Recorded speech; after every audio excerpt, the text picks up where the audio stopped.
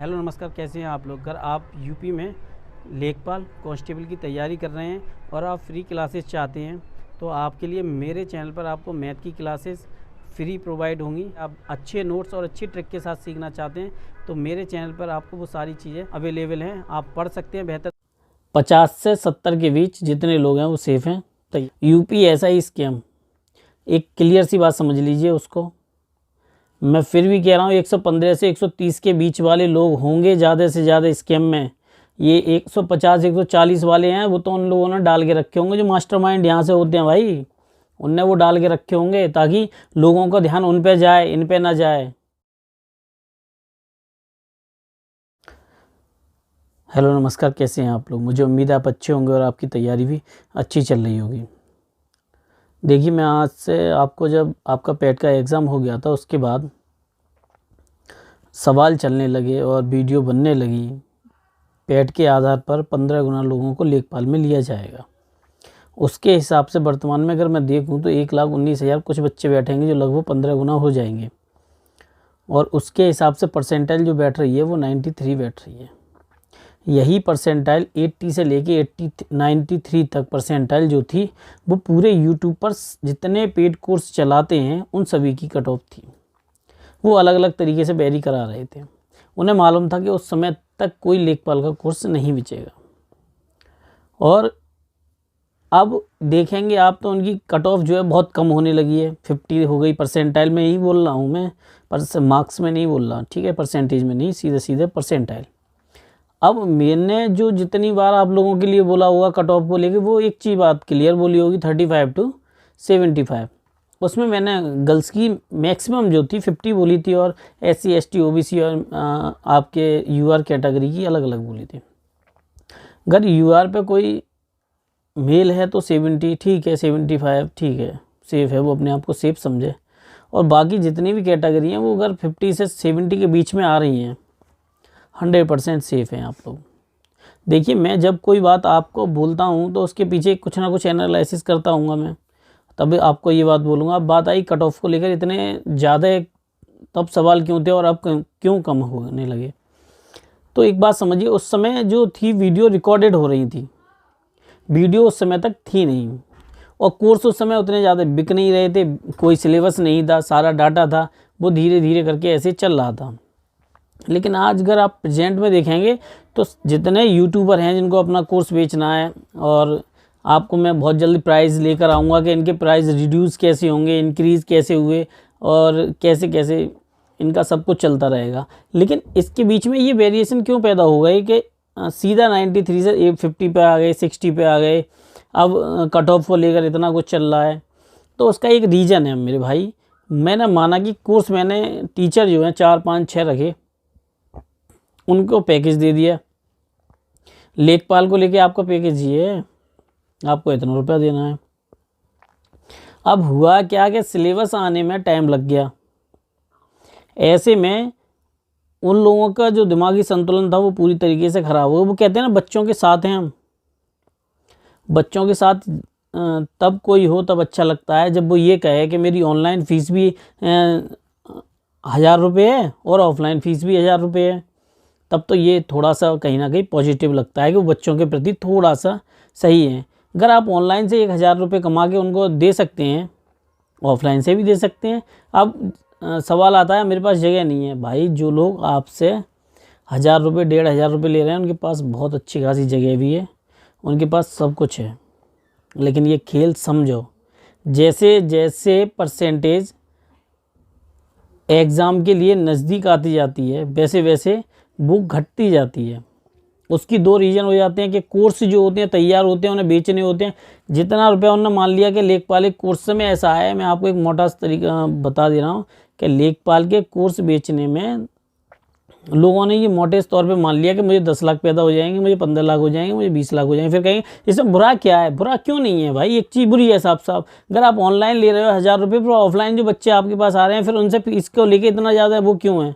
अरे, हमें रेंट देना पड़ता है, उनके पास सब कुछ है, जगह भी है, सारा कुछ है।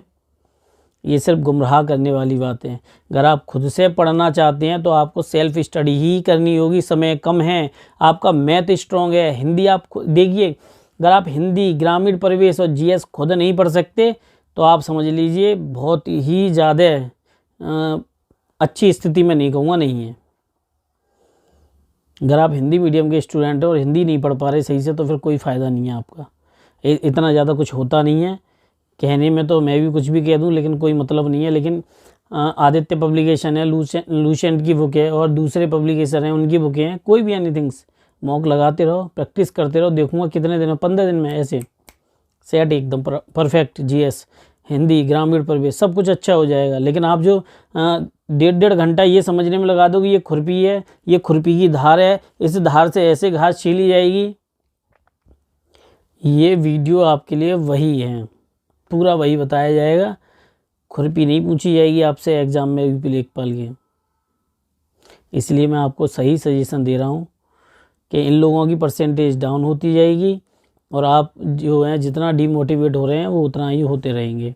उसकी वजह ये है कि उनकी पहले यही परसेंटेज हाई बताने वाले थे, आज यही परसेंट लो बताने वाले। मैंने पहले ही आपको बताया हर टीचर के एक छोड़ के दूसरे भी उनके चैनल हैं। अर्निंग बहुत इंपॉर्टेंट चीज़ होती है, वो करते हैं। एक से डराने का खेल, दूसरे से आपको समझाने का खेल। अगर आप इस खेल से बचना चाहते हैं तो पढ़ाई करो और ज़्यादा अच्छा रहेगा, सेल्फ स्टडी करो। अगर आपका मैथ अच्छा नहीं है, ऑनलाइन वाले फिर भी आपको इतना अच्छा नहीं पढ़ा सकते, ये भी नोट कर लो। सिर्फ ऑफलाइन किसी टीचर के पास जाएं, रिक्वेस्ट करें। मैं आपको बता दे रहा हूँ मोटे मोटे तौर पे चैप्टर मैथ के लिए।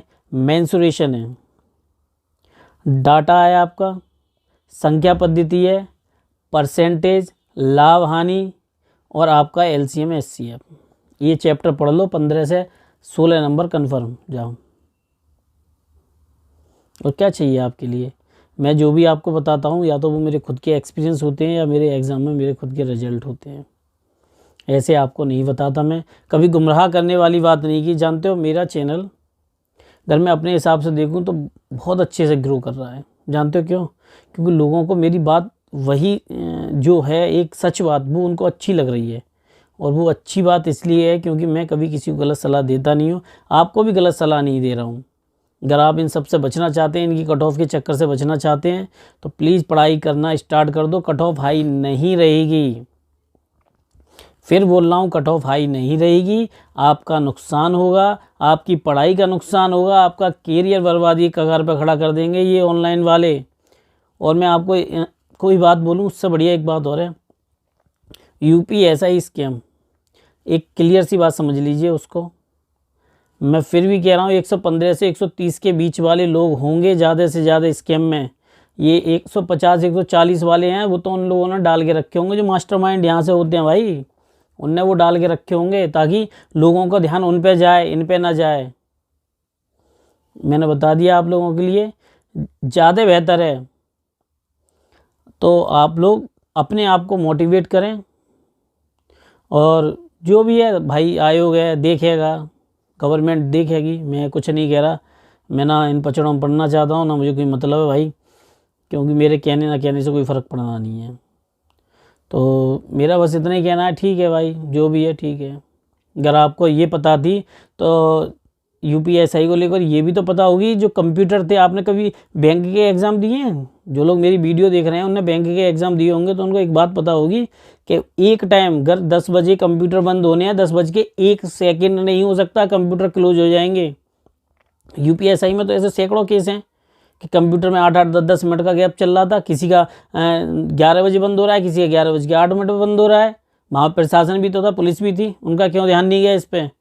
किसी का कंप्यूटर 6 मिनट पहले, और कुछ भी सही एग्ज़ाम बैंक का सही, सीजीएल का सही छोड़ ही नहीं सकते तुम, वही टाइम परफेक्ट रहता है जो कि होता है। इसलिए मैं आप लोगों से फिर भी कह रहा हूँ, जो है वो है ही, गवर्नमेंट देखे ही भाई, मैं क्या कहूँ। ये तो आंसर किए आने से पहले की भी मामले थे, आंसर किए आने के बाद ज़्यादा उधम मचने लगे, बस मौका मिलना चाहिए।